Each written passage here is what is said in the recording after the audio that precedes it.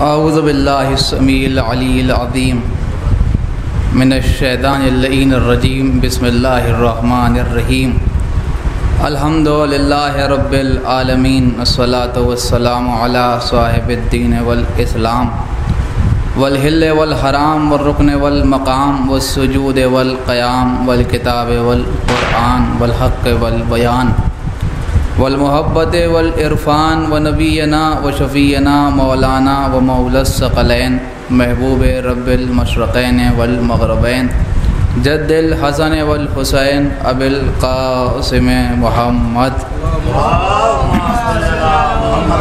وعلی اہل بیتہ الطیبین الطاہرین المعصومین المظلومین المنتخبین المنتجبین الذین اذهب اللہ عنہم الرجس وطہرہم تطہیرا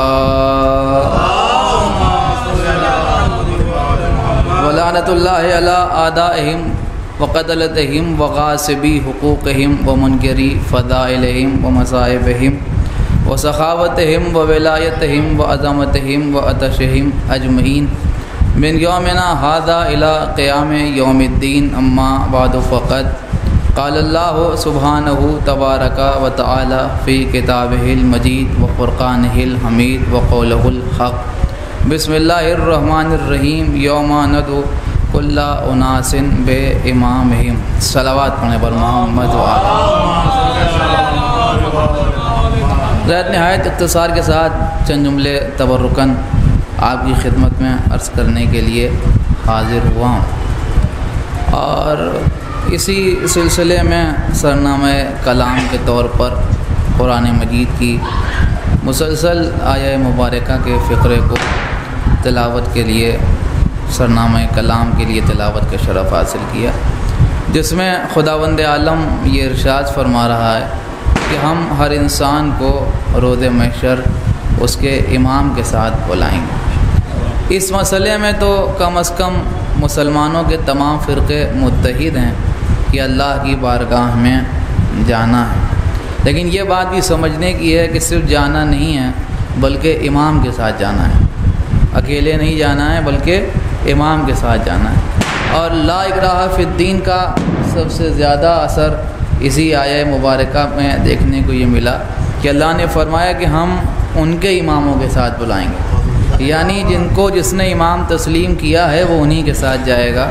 کسی قسم کا جبر نہیں ہے کہ اللہ والوں کے ہی ساتھ جانا پڑے گا، یعنی ہم نے اس دنیا میں جسے اپنا امام تسلیم کیا ہے ہم اللہ کی بارگاہ میں انہی کے ساتھ پیش کیے جائیں گے۔ اب اچھے کو مانا تو اچھے کے ساتھ جائیں گے، برے کو مانا تو برے کے ساتھ جائیں گے، اللہ کے بنائے ہوئے کو مانا تو اس کے ساتھ جائیں گے، امت کے بنائے ہوئے کو مانا تو اس کے ساتھ جائیں گے۔ اس معاملے میں ہم سمجھتے ہیں کہ ہمارا مسلمانوں سے سب سے بڑا اختلاف جو قائم ہے بنیادی، وہ اس مسئلے پر نہیں ہے کہ رسول اللہ کے بعد کوئی ہوگا یا نہیں ہوگا، بلکہ اس مسئلے پر ہے کہ جو رسول اللہ کے بعد ہوگا اسے بنائے گا کون۔ وہ اس بات مصر ہیں کہ ہم بنائیں گے، ہمارا ماننا یہ ہے کہ ہم نہیں بنائیں گے، اللہ بنائے گا۔ کیوں؟ اس کی سب سے پہلی بات جو ہے وہ یہ ہے کہ جو جیسا ہوتا ہے ویسا بناتا ہے، لہذا امت اپنے جیسا بنائے گی اور اللہ اپنے جیسا بنائے گا۔ جب امت کا بنایا ہوا ممبر پر آئے گا تو کہے گا اگر ٹیڑھا ہو جاؤں تو سیدھا کر دینا، اور مجھ پر کبھی کبھی شیطان بھی غالب آ جایا کرتا ہے، لیکن جب اللہ کسی کو بنائے گا تو عین اللہ ہوگا، وجہ اللہ ہوگا، نفس اللہ ہوگا۔ صلوات پڑھیں پر محمد وآلہ۔ لہذا عرض کرنے کا مطلب صرف یہ ہے کہ اس حوالے سے سب سے آسان بات سمجھنے کی یہی ہے کہ اللہ بنائے گا۔ اب جب اللہ کے بنائے ہوئے کو ماننا ہے تو پھر اللہ نے اپنے جیسے بنائے، لیکن ظاہر سی بات ہے کہ ہمارے پاس الحمدللہ ہم فرقہ امامیہ یعنی اثنا عشری فرقے سے تعلق رکھنے والے لوگ ہیں، اور یہ آج جشن قائم ہو رہا ہے۔ جشن قائم کا مطلب یہ ہے کہ ہمارے آخری امام کے سلسلے سے یہ جشن منعقد ہو رہا ہے، مومنین تشریف لا رہے ہیں، شہداء نذرانہ عقیدت پیش فرمائیں گے۔ امام کا جہاں تک تعلق ہے تو یہ بات سمجھنے کی ہے کہ امت مسلمہ کے تمام تر فرقوں میں، یعنی صرف ہماری بات نہیں ہے بلکہ جتنے بھی فرقے موجود ہیں ان تمام فرقوں فرقوں میں ایسا نہیں ہے کہ کسی کے یہاں امام نہیں، ایک سے ایک امام ہے۔ ہمارا تو شریعت کے مسئلے پر امامت کا معاملہ ہوتا ہے، ان کے یہاں تو دیکھیں کوئی حدیث کا امام ہے، کوئی تاریخ کا امام ہے، کوئی اس کا امام ہے، کوئی اس کا امام ہے، بہت بڑے بڑے امام ہیں، اور بعض تو ایسے ہیں جنہیں لقبی امام اعظم دیا گیا ہے۔ اس کا مطلب یہ ہوا کہ بہت سے امام ان کے یہاں ہیں، مگر اس پوری دنیا میں یعنی اس پورے کائنات میں اس وقت جتنے بھی فرقے موجود ہیں مسلمانوں کے، ان کے درمیان اور ان کے علاوہ تمام انسانوں کے درمیان اگر کہیں بھی متفقہ طور پر لفظ امامیہ استعمال ہوتا ہے، یعنی امام والا فرقہ اگر کوئی کہا جاتا ہے تو نہ کوئی حنفی کو یاد کرتا ہے، نہ کوئی بریلوی کو یاد کرتا ہے، نہ کوئی دیوبندی کو یاد کرتا ہے، نہ کوئی شافعی کو یاد کرتا ہے، ان کی نگاہ میں صرف ہمارا ہی فرقہ آتا ہے کہ صاحب امامیہ مطلب 12 اماموں والے۔ اب اس کا کیا مطلب؟ یا تو یہ مانیے کہ کسی کو کیسے امام میسر ہی نہیں ہوئے کہ جیسے امام ہمیں ملے، یا بھی یہ مانیے کہ جیسا دین ہمارے اماموں نے بتایا ایسا دین کسی کا امام کو میسر ہی نہیں ہوا۔ اچھا معاملہ کیا ہے؟ معاملہ یہ ہے کہ گھر والوں کا دین بتانا اور ہے اور باہر والوں کا دین پہنچانا اور ہے۔ صلوات پڑھیں پر محمد و آل محمد۔ یہ بات صرف ہم ہی نہیں کہہ رہے ہیں، بلکہ اگر آپ مشاہدہ کریں تو آپ کو اندازہ ہوگا کہ شبلی نعمانی جب ابن تیمیہ کی اس بات کی رد کر رہے ہیں کہ جس میں انہوں نے شبلی نعمانی نے اس بات کی رد میں جس میں ابن تیمیہ نے ابو حنیفہ کو امام جعفر صادق علیہ السلام کی شاگردی سے خارج کرانے کی کوشش کی، تو انہوں نے کہا کہ صاحب ابن تیمیہ نے کہا کہ امام جعفر صادق علیہ السلام کے شاگرد ابو حنیفہ نہیں ہو سکتے۔ کیوں نہیں ہو سکتے؟ پہلی بات تو یہ کہ وہ ان کے ہم عصر تھے، یا یہ کہ کچھ ان سے عمر میں بھی بڑے تھے، لہذا اس بنیاد پر انہوں نے یہ بات ثابت کرنے کی کوشش کی کہ ابو حنیفہ امام جعفر صادق علیہ السلام کے شاگرد نہیں ہو سکتے۔ لیکن شبلی نعمانی جو اس کی رد بیان کی وہ بہت سمجھنے کی ہے، انہوں نے وہی خوبصورت بات کی، انہوں نے کہا کہ لاکھ پڑھے لکھے صحیح ابو حنیفہ بزرگ صحیح ساری باتیں اپنی جگہ ہیں، مگر ابو حنیفہ کا امام جعفر صادق سے کوئی مقابلہ اس لیے نہیں کیا جا سکتا کہ وہ باہر کے آدمی ہیں اور امام جعفر صادق گھر کے آدمی ہیں۔ اور فرما رہے ہیں اس کا مطلب یہ ہوا کہ ابو حنیفہ کے سلسلے سے شبلی نعمانی بھی سمجھتے ہیں کہ انہیں امام بنا دیا گیا ہے مگر وہ باہر کے آدمی ہیں۔ ایک بات تو کم از کم یہ بھی سمجھ میں آ گئی کہ صرف خلافتی کے مسئلے پر نہیں بلکہ امامت کا مسئلہ بھی ہے کہ باہر والے اور گھر والے میں بڑا فرق ہے۔ صلوات پڑھیں پر محمد و آل محمد۔ تو الحمدللہ ہم اپنے امامت کے سلسلے پر جس سلسلہ امامت پر قائم ہیں وہ سلسلہ امامت باہر والا نہیں ہے بلکہ پیغمبر کے گھر والا ہے۔ بلکہ میں ایک جملہ آپ کی خدمت میں عرض کروں، شعراء تشریف فرمائیں، شاید یہ محسوس بھی فرمائیں گے کہ ہم جس سلسلہ امامت سے متمسک ہیں، ہمارا تعلق جس سلسلہ امامت سے ہے وہ پیغمبر کے رشتے سے تعلق رکھنے والا نہیں ہے بلکہ پیغمبر کے سے رشتے سے تعلق رکھنے والا ہے۔ یعنی کوئی اس بنیاد پر امام نہیں بنا کہ یہ پیغمبر کے قریبی ہیں، بلکہ ہمارا سلسلہ امامت ہوا جس میں کسی لیے فرما رہے ہیں حسین منی وانا من الحسین، کہیں فرما رہے ہیں حسن منی وانا من ہو، کہیں فرما رہے ہیں علی منی وانا من ہو۔ اس کا مطلب یہ ہوا کہ ہمارا سلسلہ امامت باہر سے لا کے نہیں جوڑا گیا بلکہ ہمارا سلسلہ امامت منیت سے جوڑا ہوا ہے۔ صلوات پڑھیں پر محمد تو عرض کرنے کا مطلب یہ کہ ہمارا سلسلہ امامت کا، لہذا اللہ نے صاف الفاظ میں ارشاد فرمایا کہ ہم تمہیں تمہارے امام کے ساتھ بلائیں گے۔ اب جو جس کو امام تسلیم کرتا ہے وہ اسی کے ساتھ جائے گا، جس نے جسے بھی امام مانا ہے وہ اس کے ساتھ جائے گا۔ لیکن ایک بات یہاں پر میں آپ کی خدمت میں عرض کروں کہ ارشاد ہو رہا ہے یوم ندعو، ہم تمہیں اس دن بلائیں گے۔ اہل نظر تشریف فرمائیں، سے خصوصی توجہ چاہوں گا کہ ہمارے یہاں جب کبھی لفظ دن استعمال ہوتا ہے یعنی دن کا لفظ استعمال ہوتا ہے تو اس کے ساتھ یا نام بتایا جاتا ہے یا پہچان بتائی جاتی ہے۔ مثلا آج محفل ہو رہی ہے جمعرات کے دن، یا جمعے کا دن یا ہفتے کا دن یا اتوار کا دن یا پیر کا دن، یہ سب جو ہیں وہ دنوں کے نام ہیں۔ اچھا اگر نام نہ بتائیں تو پہچان بتا دیں، مثلا کسی نے کہا عید کا دن، عید کا دن نام نہیں پہچان، عید کا مطلب پہلی شوال، بقرعید کا دن مطلب 10ویں ذی الحجہ، عاشور کے دن یعنی 10 محرم، غدیر کے دن یعنی 18ویں ذی الحجہ، یہ دنوں کے نام نہیں ہیں، پہچان ہے نا۔ چیلوم کا دن 20ویں صفر۔ اب اگر آپ سے کسی نے کہا کہ صاحب جمعرات کو مجلس ہے یا جمعرات کو محفل ہے، اگر آپ سے صاحبان ادارہ نے وعدہ لیا اور آپ سے کہا کہ جمعرات کو محفل ہے، تو پھر اب یہ سوال پیدا نہیں ہوتا کہ اب آپ اس سے پوچھیں کہ کس دن، اس لیے کہ اس نے دن کا نام بتایا کہ جمعرات کا دن۔ یا آپ سے کسی نے کہا صاحب غدیر کے دن محفل ہے تو بھی اب آپ اس سے نہیں پوچھ سکتے کہ کس دن، اس لیے کہ اس نے پہچان بتا دی غدیر کے دن۔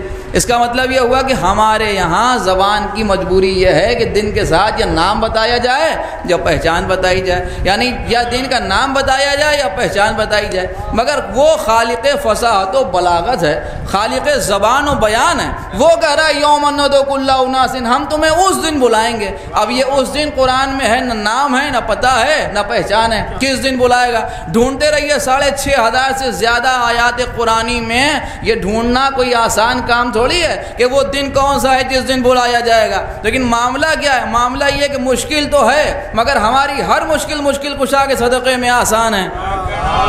اور فرمائیے گا بھائی ہماری ہر مشکل کشا کے صدقے میں آسان ہے۔ تو تھا تو بڑا مسئلہ کہ ہم اس دن کو ڈھونڈیں کہ جس دن اللہ نے بلانے کا وعدہ کیا ہے، مگر جب ہم نے اس دن کو ڈھونڈنے کے ارادے سے قرآن کو کھولا تو جیسے ہی قرآن کے صفحے اول پر نظر پڑی مسئلہ وہیں حل ہو گیا۔ وہاں آواز آ رہی تھی مالک یوم الدین، توجہ فرما رہے ہیں آپ، مالک یوم الدین، اس کا مطلب یہ ہوا کہ وہ دین والے دن کا مالک ہے۔ یہ دین والا دن کون سا؟ محشر کا دن، قیامت کا دن، حساب کتاب کا دن۔ اس کا مطلب یہ ہوا کہ دعوت کا معاملہ یہ کہ مالک ہونا ضروری ہے، جس دن پر اختیار ہو اسی دن بلایا جاتا ہے، جس دن پر اختیار ہو اس کو اسی دن بلانے کا حق ہے، اس لیے کہ جہاں اختیار ہو وہیں بلایا جائے گا۔ جو آپ کے گھر کا پروگرام ہے اس میں آپ دعوت دیں گے، پڑوسی کو بلانے کا حق نہیں ہے، تو ظاہر ہے کہ اللہ بلائے گا تو اسی دن تو بلائے گا کہ جس دن اس کا اختیار ہے۔ لیکن ہو سکتا ہے کسی کے ذہن میں یہ سوال پیدا ہو کہ آج کے دن پر کیا اللہ کا اختیار نہیں ہے؟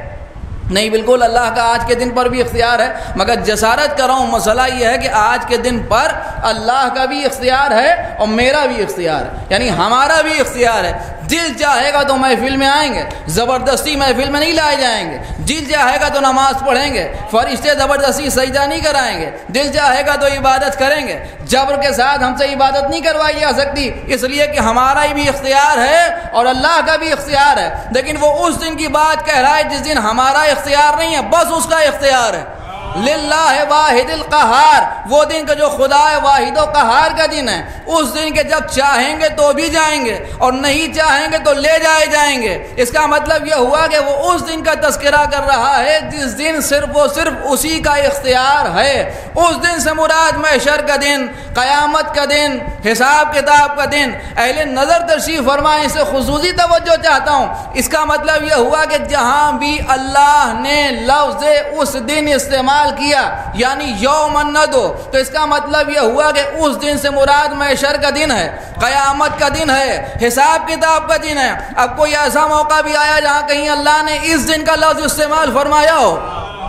اور فرمانے بھائی کہیں اس نے اس دن بھی کہا؟ تو اگر آپ کو نہ یاد آؤ تو میں اشارہ کروں، الیوم اکملت لکم دینکم واتممت علیکم نعمتی، اس دن دین کامل ہو گیا، اس دن نعمتیں تمام ہو گئیں، اس دن اللہ دین اسلام سے راضی ہو گیا۔ جملہ عرض کر رہا ہوں، جس نے اس دن کو اپنی زندگی کا شیوا بنا لیا وہ اس دن کی رحمتوں سے آزاد ہو گیا۔ صلوات پڑھ دیں بر محمد والے، ایک صلوات اور پڑھتے ہیں سب مل کے بر محمد والے۔ تو یہ مسئلہ امامت کا ہے، لہذا اس دن ہمیں اللہ کی بارگاہ میں اپنے امام کے ساتھ جانا ہے۔ اچھا ایک چیز اور بھی اس نے ایک تو لفظ یہ ہو گیا کہ یوم، اور دوسرے ایک لفظ اور ہے جو قابل توجہ ہے، وہ ہے ندعو۔ ندعو یعنی پکاریں گے، آواز دیں گے، بلائیں گے، ندا دیں گے۔ ندا دینے کا، پکارنے کا، بلانے کا لازمہ یہ ہے کہ دور والوں کو آواز دی جاتی ہے۔ ہمارے اوپر بہت سے اعتراضات ہیں، اور اس میں ایک اعتراض یہ کہ صاحب یہ شیعہ ہیں، یہ یا علی کہتے ہیں، یہ یا حسین کہتے ہیں، اور بعض افراد تو یہ بھی فرماتے ہیں کہ یہ یا محمد کہتے ہیں، لیکن حقیقت میں یہ سب شرک ہے۔ نہ یا علی کہا جا سکتا ہے، نہ یا حسین کہا جا سکتا ہے، اور نہ یا رسول اللہ کہا جا سکتا ہے۔ کیا کہا جا سکتا ہے کہ صاحب صرف اور صرف آپ یا اللہ کہہ سکتے ہیں۔ یا کہہ کے آپ نہ مولا علی کو پکار سکتے ہیں، نہ امام حسین کو پکار سکتے ہیں، خود رسول اللہ کے لیے بھی آپ یا لفظ استعمال نہیں کر سکتے. حالانکہ اس سے بڑی جہالت کی حد نہیں ہو سکتی کہ ہر زبان میں حرف ندا الگ الگ ہوتے ہیں، یعنی آواز دینے کے لیے الگ الگ لفظ ہوتے ہیں، اور عربی زبان میں حرف ندا جو ہے وہ یا ہی ہے. مثال کے طور پر آپ اردو زبان میں گفتگو کریں تو اے لیجیے سنیے کہہ کے خطاب کرتے ہیں، یا مثلاً دوسرے حوالے سے بات ہو رہی ہے انگریزی میں ہائے ہیلو کہہ کے خطاب ہوتا ہے. یہ سب حروف ندا یعنی آواز دینے کے، پکارنے کے، متوجہ کرانے کے لیے الفاظ استعمال ہوتے ہیں. عربی میں حرف ندا جو ہے وہ یا ہے. یا کا مطلب یہ کہ پکارنے کے لیے، آواز دینے کے لیے یہی لفظ استعمال، یہی حرف استعمال ہوتا ہے. کوئی اپنے والد کو پکار رہا ہے تو رشتے سے پہلے یا کا اضافہ کرے گا. کوئی کسی شخص کو پکار رہا ہے تو نام سے پہلے حرف یا کا اضافہ کرے گا. کوئی یا ابھی کہہ رہا ہے تو اس کا مطلب یہ ہوا کہ میرے باپ اپنے باپ کو آواز دے رہا ہے. کوئی یا اخی کہہ رہا ہے تو اپنے بھائی کو پکار رہا ہے. کوئی یا امی کہہ رہا ہے تو اپنی والدہ کو پکار رہا ہے. تو اسی طریقے سے مثلا کسی نام کے ساتھ اضافہ کیا جا رہا ہے. اللہ کہہ رہے ہم تمہیں ہر انسان کو اس کی آواز دیں گے، پکاریں گے، بلائیں گے. اب یہ رسول اللہ کے علاوہ کسی کو پکارا جا سکتا ہے یا نہیں پکارا جا سکتا ہے، بلایا جا سکتا ہے یا نہیں بلایا جا سکتا ہے. اس کی دلیل کیا ہے؟ اس کی دلیل یہ کہ یہ تو قرآن کہہ رہا ہے یوم الندو. اس کا مطلب یہ ہوا کہ اللہ کہہ رہا ہے ہم پکاریں گے. اب جب وہ پکارے گا تو کس طرح پکارے گا؟ غور کرنے کی بات ہے نہیں. جب وہ آواز دے گا، پکارے گا تو کس طرح پکارے گا؟ اس کا مطلب یہ ہوا کہ اللہ بھی کسی کو پکارے گا تو اسی ذریعے سے پکارے گا، اور صرف ہمیں نہیں پکارے گا بلکہ ہمارے امام کو پکارے گا. ایک بات میں ابھی آپ کی خدمت میں عرض کروں کہ جب وہ پکارے گا تو ہمارے امام کے ساتھ پکارے گا. ہمیں ہمارے امام کے ساتھ بلایا جائے گا تو ظاہر ہے کہ ہم پکارے جائیں گے تو ہم اپنے امام کو پکاریں گے. اور جب ہم اپنے امام کو پکاریں گے تو سب سے بڑا مسئلہ جو مانی ہے وہ یہ میٹر یہ نہیں کرتا کہ کسے پکاریں گے، میٹر یہ کرتا ہے کہ ہم جسے پکاریں گے وہ آئیں گے بھی یا نہیں آئیں گے. توجہ فرمائیے کہ ہم جسے پکاریں گے وہ آئیں گے بھی یا نہیں آئیں گے. اب ہم کسے پکاریں گے؟ الحمدللہ ہم جنہیں پکاریں گے انہیں کبھی آدم نے پکارا، کبھی نوح نے پکارا، کبھی ابراہیم نے پکارا، کبھی موسیٰ نے پکارا، اور سب نے پکارا، وہ سب کی مدد کو آئے. تو ہمارے لیے تو الحمدللہ اطمینان ہے کہ ہم انہی کو پکاریں گے کہ جنہیں مسلسل پکارا بھی جاتا رہا ہے اور وہ ہر پکارنے پر آ بھی جاتے ہیں. لیکن امت ذرا اپنی فکر کرے یہ کسے پکاریں گے؟ قبلہ یہ انہیں پکاریں گے جنہیں پیغمبر احد میں پکارتے رہے وہ پہاڑ کی زینت تو بنے رہے مگر پیغمبر کی آواز پر نہیں آئے. صلوات پر محمد وآلہ.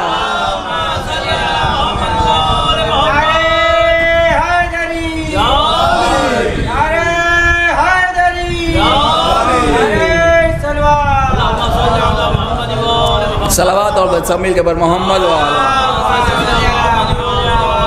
یہ قریب 15 منٹ مجھے پڑھتے ہوئے ہو گئے. اب اگر شعراء باہر تشریف لیں تو وہ اندر آ جائیں، ان کو دیکھ کے میں نیچے اتر رہا ہوں. صلوات اور پڑھنے پر محمد توجہ فرمائیے. تو عرض کرنے کا مطلب جناب یہ ہے کہ ہم اللہ کی بارگاہ میں اپنے امام کے ساتھ جائیں گے تو ظاہر ہے کہ پکارا جائے گا. ایک موقع اور ایک آیت کریمہ میں اللہ حکم دے رہا ہے، اس میں تو ہمیں بتا رہا ہے کہ ہم پکاریں گے، دوسرے میں پیغمبر کو حکم دے رہا ہے. کیا کہہ رہا ہے؟ فَقُلْ تَعْلُوا نَدْعُوا أَبْنَاءَنَا وَأَبْنَاءَكُمْ نِسَاءَنَا وَنِسَاءَكُمْ. اے میرے حبیب آپ ان سے کہیے کہ تم بھی پکارو، کسے آواز دو، بلاؤ اپنے بیٹوں کو اور ہم اپنے بیٹوں کو، تم اپنے نفسوں کو اور ہم اپنے نفسوں کو، تم اپنی عورتوں کو اور ہم اپنی عورتوں کو. اب نصارہ کسے لے گئے اس سے بحث نہیں ہے، پیغمبر کسے لے گئے؟ توجہ فرمائیے گا. پیغمبر کسے لے گئے؟ اپنا آنا کی جگہ حسنین کریمین شریفین کو لے گئے، نسانہ کی جگہ معصومہ عالم کو لے گئے، انفسنا کی جگہ مولا علی کو لے گئے. اس کا مطلب یہ ہوا کہ اللہ نے کہا پکارو تو پیغمبر نے انہیں پکارا. کنہیں پکارا؟ اپنا آنا کی جگہ حسنین کو پکارا، نسانہ کی جگہ معصومہ کو پکارا، انفسنا کی جگہ مولا علی کو پکارا. تو پکارنے کے لیے ایک ہی لفظ عربی میں یا. اس کا مطلب یہ ہوا کہ جب حسن کو پکارا تو یا حسن کہہ کے پکارا، جب حسین کو پکارا تو یا حسین کہہ کے پکارا، جب علی کو پکارا تو یا علی کہہ کے پکارا. جملہ کہنے کا حق ہے یعنی کہ جب اسلام پر وقت پڑھنے پر پیغمبر یا علی اور یا حسین کہہ سکتے ہیں تو ہم مصیبت پڑھنے پر یا علی اور یا حسین کیوں نہیں کہہ سکتے؟ صلوات پڑھیں پر محمد والے. ایک صلوات تو بہت ہے.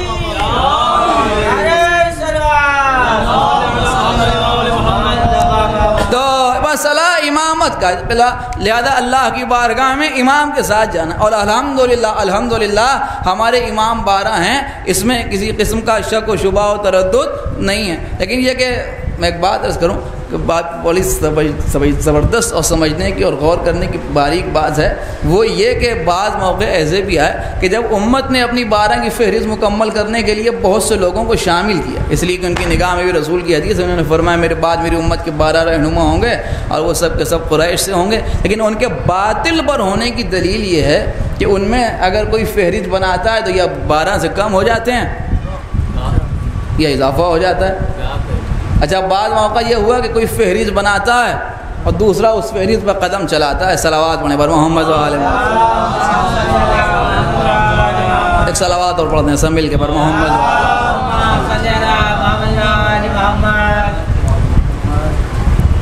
ایک صلوات اور پڑھتے ہیں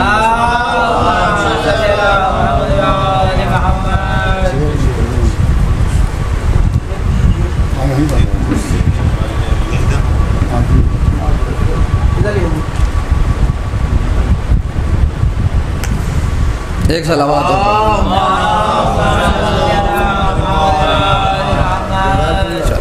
بس انشاءاللہ 2-4 باتیں اور بات تمام ہو رہی۔ تو عرض میں یہ کر رہا تھا کہ کوئی فہرست بناتا ہے اور دوسرا اس کے اوپر قلم چلاتا ہے، مثلا یہاں تک کہ ہوا کہ کسی نے فہرست بنائی تو اس میں یزید کو شامل کیا اور دوسرے نے قلم اٹھایا، اس نے کہا صاحب سب ہو سکتے ہیں مگر یہ شامل نہیں ہو سکتے، اس لیے کہ یہ رسول اللہ کے نواسے کا قاتل ہے، یہ کہہ کہ اس نے فہرست سے یزید کا نام کاٹ دیا۔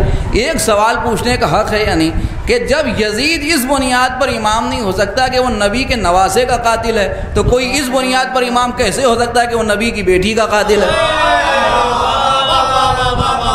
اور فرمانے کا مسئلہ ہے نہیں کہ جب نبی کے نواسے کا قاتل امام نہیں ہو سکتا تو نبی کی بیٹی کا قاتل امام کیسے ہو سکتا ہے؟ بہرحال عرض کرنے کا مطلب یہ ہے کہ وہ ان کی فہرست کبھی اضافی ہوتی ہے اور کبھی کمی ہو جاتی ہے۔ الحمدللہ ہمارے ہاں امام 12 ہیں، لیکن معاملہ یہ کہ ہم 12 اماموں کے تو ماننے والے ہیں، شعراء بیٹھے اس بات کو سمجھیں گے کہ ہم 12 الگ الگ اماموں کے ماننے والے نہیں ہیں، 12 ایک جیسے اماموں کے ماننے والے ہیں۔ توجہ فرمائے گا، 12 ایک جیسے اماموں کے ماننے والے ہیں۔ ایک جیسے کا مطلب یہ کہ پیغمبر نے ایک مرتبہ میدان غدیر میں دونوں ہاتھوں پر مولا علی کو اٹھایا اور فرمایا من کنت مولا فہذا علی مولا۔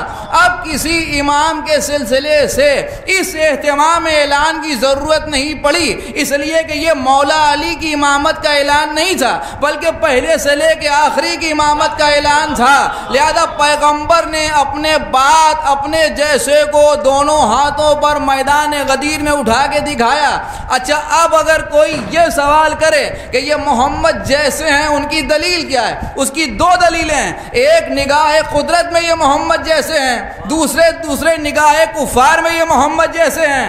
دلیل ہجرت کی رات وہ سمجھ رہے ہیں کہ محمد سو رہے ہیں، توجہ فرمائیے گا، وہ سمجھ رہے ہیں کہ یہ محمد سو رہے ہیں، اور دوسرے جب سورہ برات کے نازل ہونے کا موقع آیا اور سورہ برات کی آیات نازل ہوئیں اور حضور نے اپنے سسرے کو سورہ دیا اور کہا لے جائیے اور اس کی تبلیغ کیجیے، توجہ فرمائیے گا، اس کی تبلیغ کیجیے، بہت توجہ کیجیے گا، ادھر سے یہ سورہ لے کے چلے، ادھر سے جبرائیل چلے اور وہ آگے رسول اللہ سے کہنے لگے کہ یا رسول اللہ آپ انہیں روکیے، میں سمجھتا ہوں کہ رسول اللہ نے انہیں بھیجا ہی اس لیے تھا کہ انہیں روکا جائے، اس لیے کہ وہ تو بغیر مشیت الہی کلام ہی نہیں کرتے، لہذا ان کو بھیجا ہی اس لیے کیا تھا کہ روکا جائے۔ اللہ نے کہا، جبرائیل نے کہا انہیں روکیے، حکم خداوند عالم یہ ہے، ایک صلوات پڑھیں پر محمد عالم،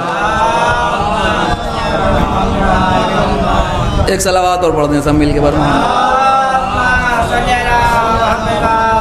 حکم خداوند عالم یہ ہے کہ اس سورے کی تبلیغ کرنے کے لیے آپ جائیے یا وہ جائے جو آپ سے ہو، توجہ فرمائیے گا، اس سورے کی تبلیغ کرنے کے لیے آپ خود جائیے یا وہ جائے کہ جو آپ سے ہو یا آپ جیسا ہو۔ اب ظاہر ہے کہ پیغمبر نے مولا علی کو بلایا، صرف بلایا نہیں بلکہ ان سے یہ کہا کہ آپ میری اس تیز رفتار اونٹنی پر سوار ہو جائیے اور ان سے سورہ واپس لے لیجئے اور آپ سورہ کی تبلیغ کرنے کے لیے جائیے۔ ابھی آگے آگے سورہ لے کے جا رہے ہیں، پیچھے پیچھے مولا علی پیغمبر کی اونٹنی پر سوار ہو کے جا رہے ہیں، رسول اللہ کی اونٹنی کے گلے میں پڑی ہوئی تھی ایک گھنٹی، اس کی ایک مخصوص آواز نکلتی تھی اور ظاہر ہے کہ اس آواز کو سمجھ کے لوگ سمجھ لیتے تھے کہ یہ پیغمبر کی سواری کی اونٹنی ہے، لہذا جب یہ آگے آگے بڑھتے جا رہے تھے انہوں نے پیچھے سے پیغمبر کی اونٹنی کے گلے میں پڑی ہوئی گھنٹی کی آواز کو سنا تو یہ سمجھے کہ پیغمبر آ رہے ہیں، توجہ فرما رہے ہیں بھائی، جیسے ہی انہوں نے سمجھا پیغمبر آئے تو انہوں نے مڑ کے دیکھا. جملہ کہوں، اب جو انہوں نے مڑ کے دیکھا تو پیغمبر تو نہیں سے مگر پیغمبر جیسا. توجہ فرما رہے ہیں، پیغمبر جیسا. لہذا اب یہ رکے، انہوں نے فرمایا آپ نے زحمت کیوں کی کہ میں رسول اللہ کے حکم سے آیا ہوں اور انہوں نے مجھے یہ حکم دیا ہے کہ آپ سے سورہ واپس لے لوں اور اس سورہ کی تبلیغ کے لیے میں جاؤں. تو انہوں نے یہ بھی پوچھا اچھا یہ بتائیے کہ میرے لیے بھی کوئی حکم ہے؟ تو نے کہا نہیں، آپ کے لیے کوئی حکم نہیں ہے، آپ مختار ہیں، یہاں رکیں یا واپس جائیں. یہ واپس آ گئے. اب کیوں آ گئے یہ تو ہمیں نہیں معلوم، یہ کہ بہرحال واپس آ گئے. ایک شکوہ تاریخ میں ان کا موجود ہے، وہ بھی سنیے. جب یہ رسول اللہ کی بز میں تشریف لائے تو انہوں نے ایک عجیب بات کہی. کہنے لگے یا رسول اللہ، آپ نے مجھے ایک فضیلت عطا کی. توجہ کیجئے گا، ابھی سے ایک فضیلت کا بھی جواب نہیں ہے جو خود اپنی زبان سے کہہ رہے ہیں کہ آپ نے مجھے ایک فضیلت عطا کی. اور جب لوگ گردنیں اٹھا اٹھا کے ہماری طرف دیکھنے لگے تو آپ نے وہ فضیلت ہم سے واپس لے لی.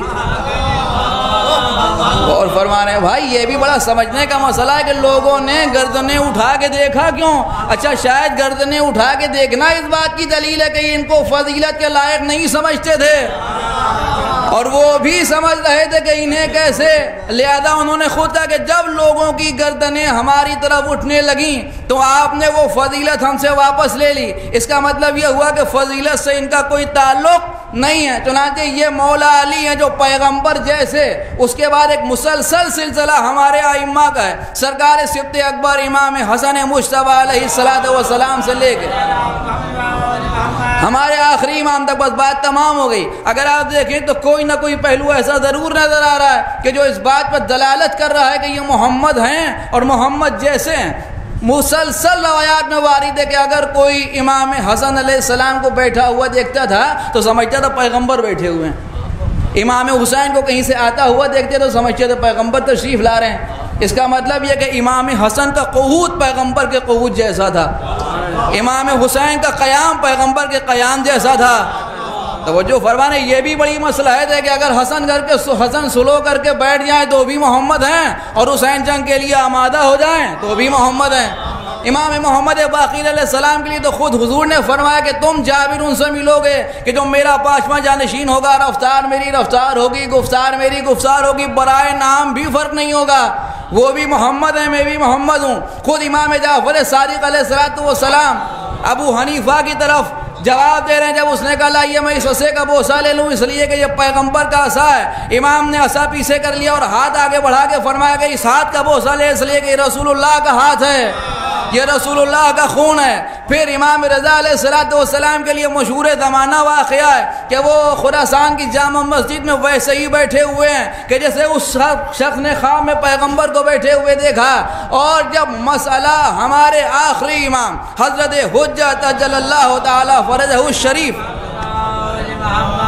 تک آتا ہے تو عالم یہ ہے کہ یہاں نام بھی وہی نام، کنیت بھی وہی کنیت، شان بھی وہی شان، وہی مسئلہ کہ جو ہمارے نبی کا ہے. یعنی وہ عظیم کام جو ہمارے نبی سرکار ختمی مرتبت کرنے کے لیے آئے تھے، اسی کام کو وہ جو میدان غدیر میں مکمل ہوا اسے منزل تکمیل تک پہنچانے کے لیے اللہ نے اس آخری حجت کو پردہ غیبت نے بچا کے رکھا ہے. ظاہر ہے کہ جب وہ آئیں گے تو نظام عدل قائم کریں گے. لیکن ایک بات میں آپ کی خدمت میں عرض کروں، وہ بات تمام ہو جائے کہ سرکار امام اصغر اجل اللہ تعالی فرجہ الشریف ایک بلند آواز صلوات پڑھیں پر محمد علیہ کہ آنے کے سلسلے سے بہت سی چیزیں مثلا بیان ہوتی ہیں کہ جب علامات ظہور ہیں کہ یہ ہوگا یہ ہوگا یہ ہوگا، لیکن کچھ واقعات ایسے ہیں کہ جو ان کے آنے کے بعد ہوں گے. ایک بات ہے ماشاءاللہ علماء تشریف فرمائیں، عام محترم تشریف فرمائیں، قبلہ پڑھے لکھے افراد تشریف فرمائیں، یہ اصلاح فرمائیں. ایک بات بڑی اہم مثلا تاریخ کہتی ہے اور اکثر شعراء نے بھی نظم کیا جب وہ آئیں گے تو جناب عیسیٰ مصلی لے کے آئیں گے اور جناب عیسیٰ کو رکھا اس لیے گیا ہے کہ وہ منتظر ہیں امام منتظر کے. ایک سوال ہے اور وہ سوال یہ کہ جناب عیسیٰ ہی کیوں منتظر ہیں؟ خضر بھی تو زندہ ہیں، وہ کیوں نہیں انتظار کر رہے ہیں؟ ان کے آنے کا اہتمام کیوں نہیں ہے؟ اور بھی کسی نبی کو اللہ بچا کے رکھ سکتا تھا کہ وہ آئیں گے تو وہ ان کا انتظار کریں گے. یہ جناب عیسیٰ کے لیے مخصوص کیوں ہے؟ عجیب بات. اور یہاں پہ تک کہ روایت میں یہ بھی ملتا ہے کہ جب وہ تشریف لائیں گے اور تمام علاقے فتح ہوں گے تو جناب عیسیٰ امام کے ساتھ ساتھ آثار مسیحیت کو مٹائیں گے، یعنی صلیبیں توڑیں گے. یہ بڑی اہم بات ہے. کیوں ایسا ہوگا؟ ایک بات سمجھ میں آنے والی ہے، وہ شاید یہی ہے کہ اس وقت سب سے زیادہ مذہب جو اثر انداز ہے وہ یہی عیسائیت. اور اکثر لوگ یہی کہتے ہیں کہ صاحب وہ ان کے ایجنٹ ہیں، وہ ان کے ایجنٹ ہیں، یہ سارے اسلام کے تفرقے انہی کی وجہ سے ہیں. یہودیت کا تو کوئی مسئلہ ہی نہیں ہے، وہ بہت مختصر سے لوگ ہیں، مگر یہ کہ عیسائیت کا اثر بہت زیادہ ہے. ہم سمجھتے ہیں کہ یہ بھی مصلحت خداوند عالم ہے. جس طرح اس نے ہر نبی کو حالات کے اعتبار سے معجزے عطا کیے، اور فرما رہے ہیں بات خام ہو گئی، جس طرح اس نے ہر اعتبار سے معجزے عطا کیے. مثلا جناب موسیٰ کے زمانے میں جادو کا زور ہے تو جناب موسیٰ کو یہ معجزہ عطا کیا کہ وہ عصا پھینکیں گے اژدہے میں تبدیل ہو جائے گا. ہمارے نبی کے زمانے بلاغت و عروج پر ہے تو ہمارے نبی کو معجزہ فصاحت و بلاغت قرآن کی شکل میں عطا کیا. اور جناب دیگر انبیاء کے زمانے میں جیسے حالات تھے ویسا اہتمام. چنانچہ سب سے زیادہ اثر اگر اس وقت مسیحیت اور عیسائیت کا ہے تو معین و مددگار بنا کے اللہ جناب عیسیٰ کو بھیجے گا کہ عیسیٰ نماز پڑھ کے بتائیں گے کہ مریم کے بیٹے کی حکومت نہیں ہے، فاطمہ کے بیٹے کی حکومت. آئیے اسی کے ساتھ دعا کرتے ہیں کہ پروردگار ہمارے امام عصر حضرت حجت اجل اللہ تعالیٰ فرجہ الشریف کے ظہور میں تعجیل فرما اور ہمارا شمار ان کے آوان ناصرین میں فرما. ربنا تقبل منا انک انت السمیع العلیم.